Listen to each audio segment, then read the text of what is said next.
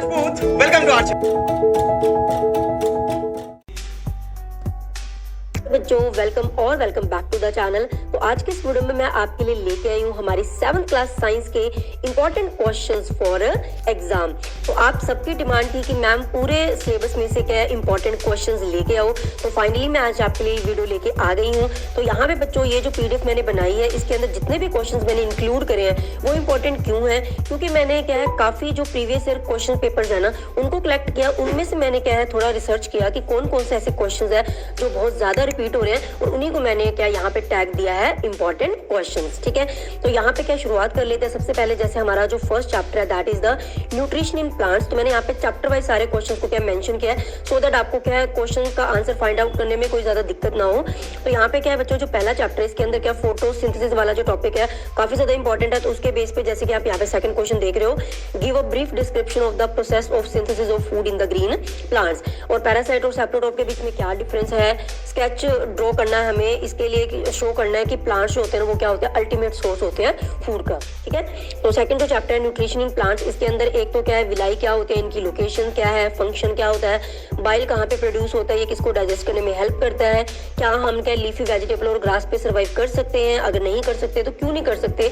And इसके अलावा इसमें जो सबसे ज्यादा इंपॉर्टेंट है that is our fourth question जो हमारे पास क्या है ह्यूमन डाइजेस्टिव सिस्टम का डायग्राम। तो इसको आपने पूरा अच्छे से करना है। हो सकता है बच्चों यहाँ पे आपको पूरा डायग्राम इसी तरीके से लेबल कर ड्रॉ करना ही आ जाए एंड लेबल करो, या फिर ऐसे भी हो सकता है कि आपको वहाँ पे क्या डायग्राम दी होगी और वहाँ पे ए बी सी कुछ पार्ट्स को मेंशन कर देंगे और वहाँ पे आपने क्या उन पार्ट्स को लेबल करना होगा। ठीक है, तो इस डायग्राम को आपने जरूर अच्छे से करना है। थर्ड चैप्टर है हमारा हीट, इसके अंदर क्या लेबोरेटरी एंड जो क्लिनिकल थर्मोमीटर है उनके बीच में डिफरेंसेस बताने हैं, सिमिलरिटीज बतानी है, कंडक्टर्स क्या होते हैं, हीट के इंसुलेटर्स क्या होते हैं, इनके एग्जांपल्स को आपने अच्छे से करना है।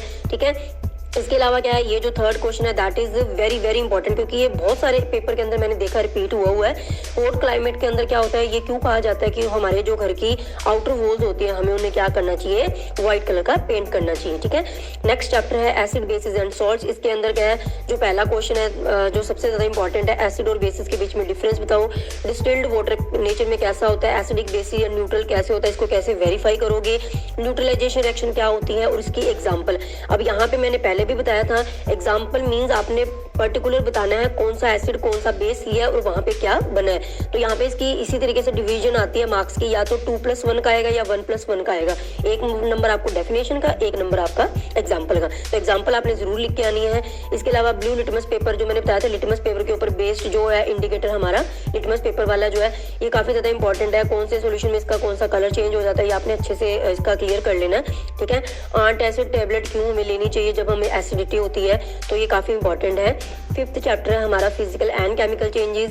तो इसके अंदर क्या है एक तो आपको ये पता होना चाहिए कि फिजिकल एंड केमिकल चेंजेस होते कौन कौन से हैं। तो इस तरीके से आपको क्या कुछ एग्जांपल्स दे देंगे, burning of coal, digestion of food, photosynthesis. तो हमें क्लासिफाई करना है कि फिजिकल कौन सा एंड केमिकल कौन सा है। इसके अलावा क्या है जो आयरन गेट को पेंट करने से उसकी रस्टिंग क्यों बंद हो जाती है, और जो रस्टिंग है आयरन ऑब्जेक्ट्स की वो क्या है कोस्टल एरियाज के अंदर ज्यादा क्यों है as compare to the deserts. ठीक है, और जो सेकंड क्वेश्चन है that is the most important question, setting of curd is a chemical change. ये कैसे है केमिकल चेंज, इसे हमें एक्सप्लेन करना है। जो फर्स्ट क्वेश्चन है बेकिंग सोडा को मिक्स किया गया विद लेमन जूस, बबल्स निकल रहे हैं, तो हमें पता है जहाँ पे कोई नई चीज बनती है वो कौन सा होता है हमारा केमिकल चेंज। ठीक है, तो ये सारे क्वेश्चन आपने अच्छे से देख लेने हैं।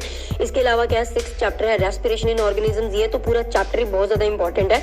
इसके अंदर क्या है एथलीट जो है फास्ट ब्रीथ क्यों करता है after finishing the race, aerobic and anaerobic respiration वाला बहुत ज्यादा इंपॉर्टेंट है, डिफरेंसेस आपको आ सकते हैं। इसके अलावा क्या है जब भी हम लोग क्या है डस्ट वाली एयर के अंदर अगर हम लोग क्या है इनहेल करते हैं यानी कि सांस लेते हैं तो हमें जो छींकें हैं वो क्यों आने लग जाती है वो हमें एक्सप्लेन करना है।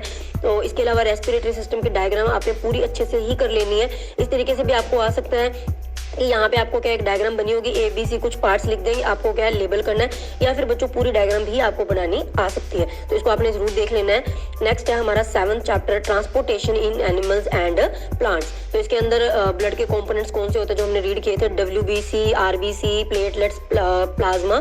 ठीक है, क्या होगा अगर हमारे ब्लड के अंदर जो प्लेटलेट्स है वो ना हो। ठीक है, स्टोमेटा क्या होते हैं, इनके फंक्शंस बताने हैं। ह्यूमन एक्सक्रीटरी सिस्टम की डायग्राम रियल